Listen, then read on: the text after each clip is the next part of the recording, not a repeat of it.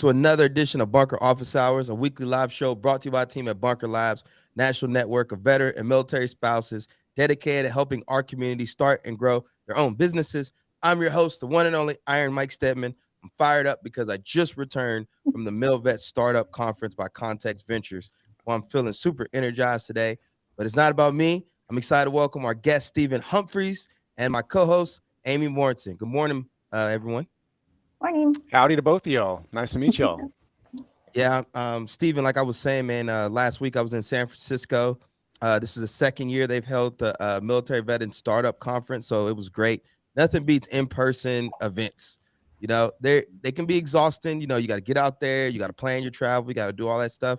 But there's nothing that beats getting out from behind the computer and seeing the community in person. And it's amazing to see this community we're building in the veteran and military spouse ecosystem. So it was awesome.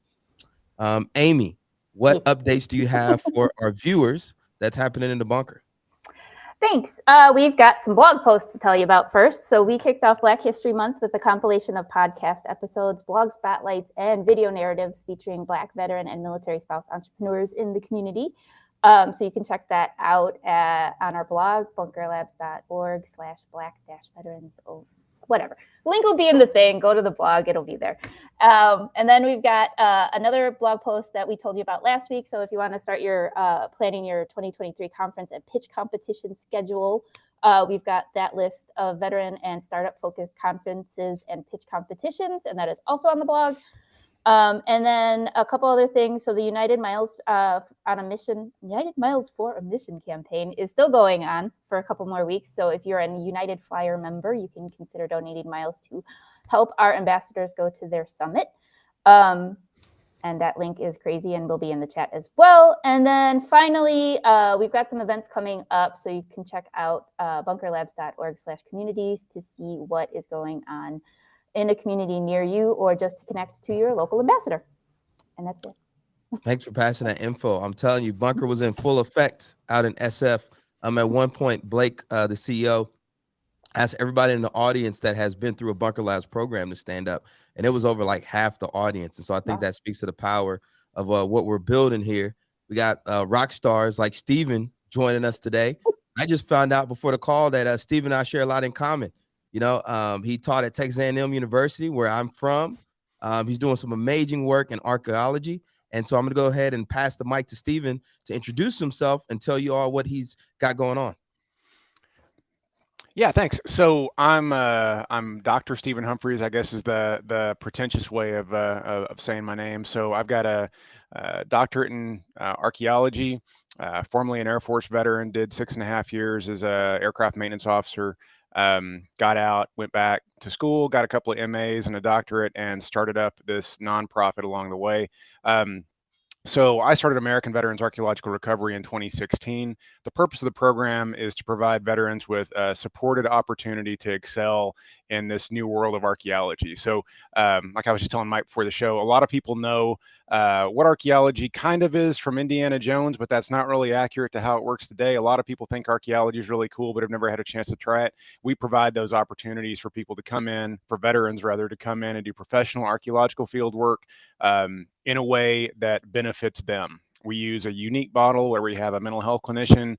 Now we're starting to work with an occupational therapist as well to hit the physical side of things, and peer supporters so that they have the best experience possible in this really fascinating field so they can find a new sense of purpose and basically do the same kind of cool stuff they were doing before, working alongside the same team and doing work that really matters for as long as they want. So we train them up to do that, and we go out and do cool stuff around the world. Dr. Humphreys, how'd you get into archaeology? Because I was looking at your LinkedIn, I saw aerospace studies. I didn't see archaeology. Yeah, it's a little weird. The transition from an aircraft maintainer to digging in the dirt all day is kind of strange. I mean, aircraft maintainers are always looking at the ground anyway, so I guess there's kind of a parallel there. But it's a FOD joke for anyone else who is a maintainer. So basically, I was an aircraft maintainer. I really loved taking care of my troops. That was my life right there. Taking care of the guys who worked for me was great. But I'm terrible when it comes to actual fixing machines. So I was like, how do I keep taking care of the troops without really knowing anything about how to change the oil in a car? And I decided to get out, go back, become a chaplain, and come back in again. So I went to a seminary program, Southwestern Baptist Theological Seminary, looking for an MDiv, Master's of Divinity, so I could be a chaplain, right? This program happened to have an archaeology dig in Israel. And I just thought it would be cool to go on it. I knew nothing about archaeology at the time. Archaeology looked boring to me. It was just all these kind of drawings of rocks and books and whatnot. But I thought it'd be cool to like kind of travel around in Israel and get my hands dirty and stuff. So I signed up for it. It was a 6-week project on a site called Tel Gezer. So went out there and it changed my life. Within 30 minutes of hitting the ground, starting to dig, starting to actually touch stuff that was in that case 3,000 years old, hadn't been touched by someone for 3,000 years. I was just instantly hooked. Going through the dirt meticulously in that way is something that fascinated me as soon as I started doing it. It's fascinated me ever since. I could dig and find absolutely nothing and be perfectly happy. So as soon as I did that, I changed my degree plans. Like I said, I did a couple of degrees to become an archaeologist instead of a chaplain, and really just went on from there. Becoming an archaeologist is really difficult. Frankly, it's a hard career path. And so I threw everything into it and I got where I wanted to be. And, now I work to help other people to make that same transition. Now, I know you have some slides for us that you can show people that may be unfamiliar with archaeology. I know you start talking about it, I immediately think of Jurassic Park 1, right? So where they were out there digging up the dinosaurs back in I forgot the main character's name, but everybody wanted to be like him once upon a time. Now I'm gonna correct you, man, because archaeologists have a thing with dinosaur bones. Like that's paleontology. Archaeologists will throw rocks at you if you start talking about dinosaur bones. But that's everyone's fun fact for the day, I guess. Don't talk to archaeologists about dinosaur bones. But personally, I think it'd be awesome to go on an actual paleontology dig. I'm a big fan. I just haven't got to do it yet. Yeah, I'm gonna go ahead and share this and see if it works. There we go. Can y'all see that? We can. Okay, so let me give y'all a little bit more information about kind of what American Veterans Archaeological Recovery, or the acronym is AVAR because we have to have an acronym. Plus American Veterans Archaeological Recovery takes too long to say. Let me tell you a little bit more about kind of what we do. So we do put American veterans on archaeology projects all over the world. One of the ways that we do that is by partnering with the Defense POW MIA Accounting Agency, which is part of the DoD. Their mission is to provide the fullest possible accounting of American service members who were lost in wars overseas to the families of those individuals and to the nation as a whole. So basically, they keep America's promise to always bring service members back if they fall anywhere in the world. So a lot of our overseas digs have been partnership projects with that agency. We call it the DPAA. Again, a lot of acronyms. And this is one of those partner projects. So, I think a lot of people think of this Indiana Jones kind of figure where we're running through the desert and jumping in tombs and stuff like that. And in this particular case, what we're doing here is actually using a well-supervised track hoe to excavate the remains of a B-24 that went down in World War II. By the way, this information is, we typically don't share this kind of stuff, but this particular project was covered by National Geographic, so the information's already out there anyway. The DPA signed off on all that, so we're kind of able to show these images. Typically, we're very kind of closed mouth when it comes to that stuff. Let me go back to that. So again, what we're doing is we've got a team on site. And in this case, we're using this track hoe to go through that wreckage very, carefully, put it into piles, and then we sift everything that comes up to find anything that might be osseous, anything that might be bone, in other words. And then all that goes back to the DPA's lab in Hawaii for analysis, so that they can hopefully provide some kind of good news to those families who are waiting on word of their fallen. So that's a project in England. This is more what your standard excavation project looks like, and if it looks hot, that's because it was. This is in Sicily. This was really, really warm. Again, this is a DPA partner project. Here we're looking for a pilot who went down with a P-38 in the first days of Operation Husky in World War II. So, the folks here are digging through really, really tough clay in pretty considerable heat. So it is hard work. It's physical. It's definitely physical labor, but we find that veterans can deal with that. and also that they can be very precise about it, which is another thing that we really stress in the program. This attention to detail is huge for both veterans in the military community and for archaeologists as well. And this is really what our program comes down to. This is kind of these are the squad leads, as we called them at the time, for that project, the kind of mid-tier leadership folks. These are the folks that made it happen out in the field and did a whole lot of work in really difficult, challenging conditions out there. And hopefully that will yield positive results. This is the team heading up to that site. Again, archaeology is tough, physically challenging work. And that's a big part of the value of the program, because the vets go out there, they find that they're able to still do this kind of work, that they're able to accomplish this bigger mission. They push themselves in the process. We are there to support them every step of the way with mental and physical support. And, at the end of that project, they recognize, hey, I can do this. This challenged me in the way that the military challenged me, but I'm still able to go out there and give it my all and produce a really worthwhile product at the end, whether that's academic knowledge, whether that's closure for a family, something that's bigger than themselves, which is what we're all about. And this is just kind of a cool pick. This is a head of a Roman figurine. So I mentioned that we're working in Sicily. We do find actual antiquities on some of these projects, in addition to World War II aircraft. And of course, we work with the local antiquities authority to make sure that that's properly cataloged and curated.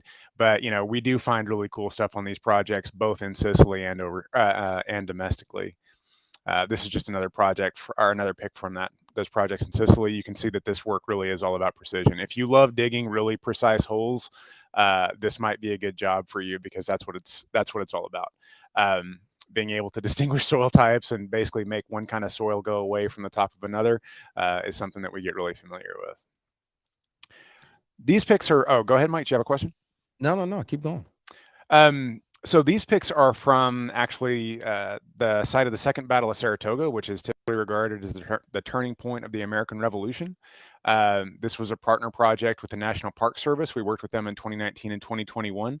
And, we had the opportunity to actually do a little excavation on an incredible American battlefield that no one else really gets to touch. This site had never been worked before 2019. And I want to stress here, this is illegal for anyone to do without the consent of the National Park Service and without a permit in hand. So you can't just go out and dig holes in an iconic battlefield like this. So we are able to provide our vets not only with funding to do this work and training to do this work, but also just the opportunity to get on some of these sites that are really, even for an archaeologist, these are a once in a lifetime kind of opportunity to actually touch this kind of history. And in this case, touch musket balls that were fired during the turning point of the Revolutionary War. Who gets to do that? How many of us actually get to say that we've done that? Well, these guys actually did get to do that. So, those are some of the things that we do provide. That's another shot from Saratoga. We use on battlefields. We work actually a lot of battlefields. And the current methodology for battlefield is systematic metal detection survey. So we've gotten pretty good at that. Not only on this battlefield, but we run a project in Texas looking for a battlefield from 1813. And what that takes is, again, a lot of attention to detail. You're putting a lot of veterans in basically a line, sending them across a field with really high-grade metal detectors. These are MineLab 3030s, which are some of the higher-end ones that are out there at the moment. And they're digging every single hit. So every single bit of trash that's out there comes up, every pull tab, every bottle, or every can, all that comes up. And we sort through all that material and meticulously tag it so that we can find just a few musket balls that would potentially indicate where a battlefield might be, or even where a battle line might be in a battlefield. We can get that kind of resolution. So this is a lot of the work that we do. We do find that veterans are, drawn to military history, drawn to battlefields, and that they have a certain affinity for this kind of work that, frankly, civilians who haven't taken part in this kind of activity, in either an actual battle or a military environment just don't really have. So we do find that veterans are a good fit for this kind of work. So I think that's all I got. Yeah, I just wanted to, again, kind of provide folks with a better idea of what archaeology looks like in the field. Am I still sharing my screen? Hopefully I'm not. No, you're not. You're good. Dr. Humphreys, This is the most informed I've ever been about archaeology, and you nailed it. It's so Well, fascinating to me, the different projects people are working on in the community, and I'm always intrigued when you see people that are kind of in their own lane. For the longest time, I was in my own lane with boxing, right? That's why people kept seeing me on TV, and I see you in your own lane around archaeology. One of the things I'm curious about was how has it been received by the veterans you're serving? How have you even been able to get recruitment for the program? yeah. So one of the things that we're most proud of is really our retention rate.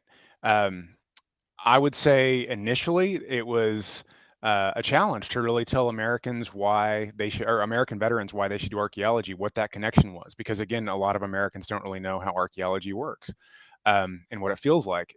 In truth, archaeology feels like a team sport for adults.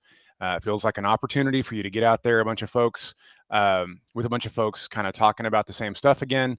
You're working in a pit for 8 hours a day, and during that 8 hours of the day, you start sharing about other aspects of your life, your military service, your background, all that kind of stuff. And you come out of these projects with very close friendships, very intense friendships, which is a lot of the real value of the program. We're helping veterans to connect again around this shared sense of purpose. So yeah, at first it was a struggle to really get across the idea to veterans, hey, this is gonna be something you'll enjoy, and this is something that you can still do.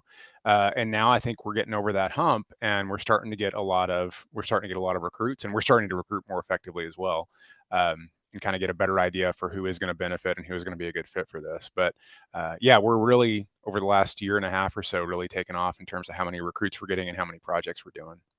How long do the projects tend to last, and where do you get your funding from?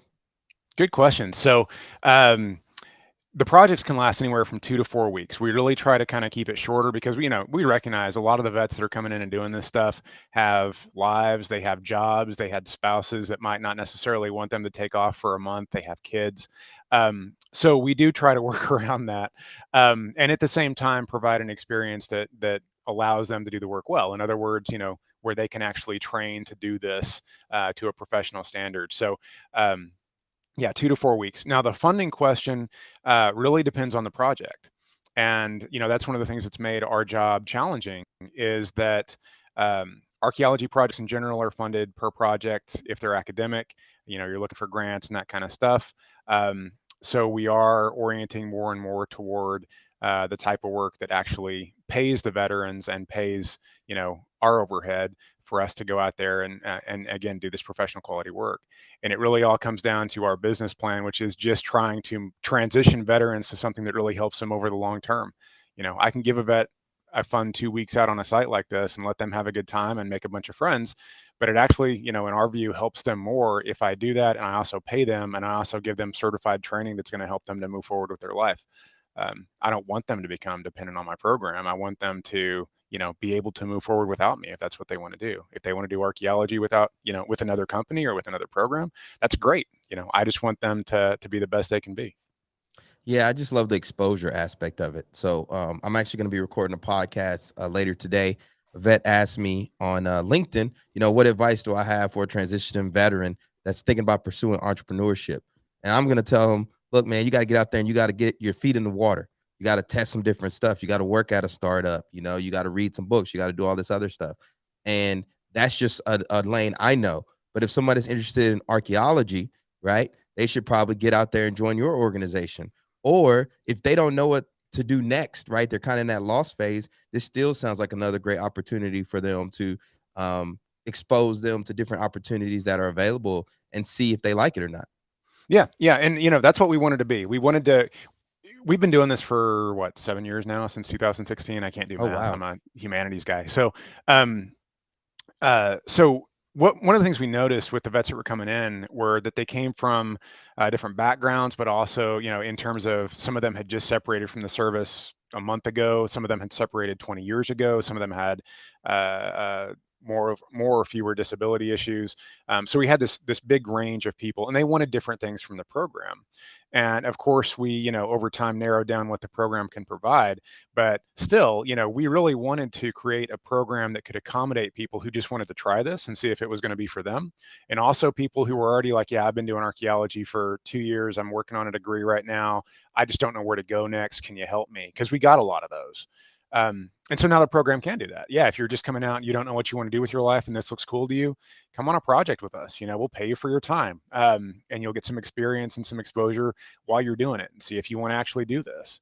Like I said, it's not an easy job. I'm not going to lie to people and say this is, this romantic thing where you jet set all over the world and, you know, whatever, do tomb diving and stuff. But it's challenging and it's hard, and it helps to have good mentors who actually care about your well-being. And I think that's one of the things that we really do provide is people that actually care about where that vet's going to go and how that vet's going to proceed. So yeah, if you don't know what you're going to do next, come and work with us a little bit and see if this is for you. Now I have to ask, what was harder, your PhD or starting this organization? Oh man, starting this organization's been so much harder. Really? Oh yeah. Well, because I know for everyone, Bunker. I'll give you guys, props because I did the virtual cohort at the end of last year, so I did my 6 months in, and it was helpful for me to see that all entrepreneurs go through this like birthing process where it's just a struggle and where you're getting rejection and people don't understand what you're doing and people don't like what you're doing sometimes, and you still got to have that vision and hit it anyway. Yeah, man, your PhD, you just throw a bunch of money at someone and you put a whole lot of work in. And then at the end of 6 or 7 years or whatever it is, I think it was 6 in my case, you try to convince some people that you're not an idiot. As an entrepreneur, you're doing that every day. Every day is you trying to convince people like, hey, this is going to work. This is a good idea. In my case, it's both the veterans are coming in. Hey, we're going to actually help you. It's the donors. Hey, we're going to use your money responsibly. It's the academic professional community. Hey, these guys can do this work. And, I'll admit too, there's some stigma around veterans out there that we got to deal with. Some academics and some folks in general think that, don't understand the mental disability issue and don't understand the PTSD and some of the struggles that veterans go through accurately, or the cultural transition struggles accurately. And so we got to kind of explain that to them. So yeah, every single day you're trying to show people, hey, we know what we're doing. We're going to take good care of these guys. We're getting there. There's an unwritten rule about entrepreneurship we don't talk much about. It's called staying alive. Mm-hmm. I learned about it during COVID. Actually, I learned about it before that, but COVID, it was really, feet to the fire. And so all you that are tuning in, sitting on the side of the pool, come on in, man. You got to learn this skill because it's not something you're going to learn sitting on the side of the pool watching other people. If you have an idea for a business, a nonprofit or something, you got to get started. You got to learn those hard lessons because, this is a hard lifestyle that you guys are getting yourselves into. And I know you see us on here, you see all the amazing work people are doing, but behind the scenes, we're bobbing and weaving, people getting punched in the face, some are knocked out, but that's what comes with being an entrepreneur. Yeah. And I'll say too, like the Bunker Labs entrepreneurship or the internship rather, my group that I was with, and I'll give Jen Murphy and Brittany Linville credit for this because they were the facilitators. I mean, it was like a support group. It was like every week we'd get together and just be like, man, are you okay? It's been another rough one, hadn't it? But I mean, all of us were really competent and capable when it came to actually running the business, but it was just that emotional beat down that you were feeling sometimes. And, some of us would have good weeks, some weeks, and then some of us would have bad weeks. And so we'd kind of be there for each other through that. That's what it really did for me. It was just that emotional support and let me realize that, yeah, everybody has a hard time with this. It's a hard thing to do. 100%. Now we're going to transition to our book recommendations. Stephen, Dr. Humphreys, correction. What book recommendation do you have for our viewers? Steven's fine, man. I really don't care. Three Stones Make a Wall by Eric Klein. If archaeology, what I've been kind of rambling about, has sounded cool to y'all at all, and y'all think it's interesting, Three Stones Make a Wall is a really good look at kind of what archaeology has looked like over the last 100 years or so, and how it's kind of evolved from that Indiana Jones model to what it looks like today and what it looks like today. So if you're interested in archaeology and what I'm talking about, give that a try. It's readable, it's fun. Eric's a good guy. And then yeah, come join us and do some digging. We'll put you on a project. Love it. My book recommendation for the week is Win Without Pitching by Blair Ennis. The Win Without Pitching Manifesto by Blair Ennis. This is my second time reading this book. I run an agency, Ironbound Media. We produce podcasts, what I like to call dog whistles, branded podcasts for small businesses and veteran-led brands. And one of the reasons I keep going back to this book is the agency life can be pretty challenging, right? Sometimes you send proposals, people want to ghost you, yada, yada, yada. I haven't sent a proposal in like 8 months. I stopped sending proposals because I realized that there's a higher level of entrepreneurship available when you position yourself as an expert in a niche that you own. And that's one of the things that Blair talks about in the Pitcher Manifesto. So there's a lot of, he calls them like kind of like 6-figure hustler agencies out there that are just floating to stay above water. But there's some principles and things that you can do to really position yourself as a luxury brand in the agency space, whether it's digital marketing, podcasting, and stuff, etc. And so I was on the flight. I actually I have this habit of I listen to stuff on Audible, and then I also buy the book if it's really good, right? And there's certain books I'm rereading over and over, highlighting, really making sure that I'm applying it, because it's beyond just reading books these days. It's more about taking the knowledge and immediately making it actionable. And so it's a great book for those of you out there that are interested in launching some kind of agency, even if it's a consulting firm or something. And those are great ways to get into entrepreneurship, and I'm going to record a whole podcast on, hard markets and soft markets, right? It's all hard. Nonprofits, for-profits, it's all hard. But there's some spaces that you get yourself into out the gate that are notoriously hard. Like if it's your first time owning a restaurant, it's going to be really hard. If it's your first time, launch a gym, brick and mortar, it's going to be really hard. But agency, I feel like owning an agency and getting started in there is an easy way to ease into it, get comfortable selling, get comfortable building your back end and stuff. And so we can talk about it later. But for those of you that are in the agency hustle, definitely check out the Win Without Pitching manifesto. Before we go, I want to make sure I plug the Transition podcast. I did an amazing episode with Charlie Gilkey, Charlie Gilkey from Productive Flourishing. He wrote an amazing book called Start Finishing, From Idea to Done. And the title of that episode is This Deployment Doesn't End. So you think about, you started your organization, 7 years ago? I've been doing Ironbound boxing 6 years. Entrepreneurship is a lifestyle for me at this point. And for a lot of vets, we're used to that 6-month sprint. Then you die down, rest and refuel. Then you get back out there. If you're in the Army, maybe you did that 15-month. But what happens when you're doing it, 2 years, 4 years? You know what I mean? Getting punched in the face. You bring your family along with you. There's no break on this stuff. You've got to force those breaks. And so what does that mean mentally? And you got a lot of entrepreneurs that have been around forever. They've been doing this game, and Charlie's one of them, and he shares some lessons learned. So make sure you check out that podcast. And I'm going to record an episode either later today or first thing in the morning talking about, my advice for transitioning veterans interested in pursuing entrepreneurship. So it's a great platform. The Transition podcast is your platform. Get you something to energize and make you not feel alone. And so make sure you're tuning into that. And I want to acknowledge our sponsor for the transition, which is MetLife Foundation, for making it possible. So before we wrap up, Steven, is there any closing remarks you'd like to leave our listeners with? No, just they can come check out our website at AmericanVeteransArchaeology.org if they want to take a look at what we're doing, and hope to see you all in the field. Thank you all for giving me this opportunity. I appreciate it. Until next time, everyone, peace, love, and have a great rest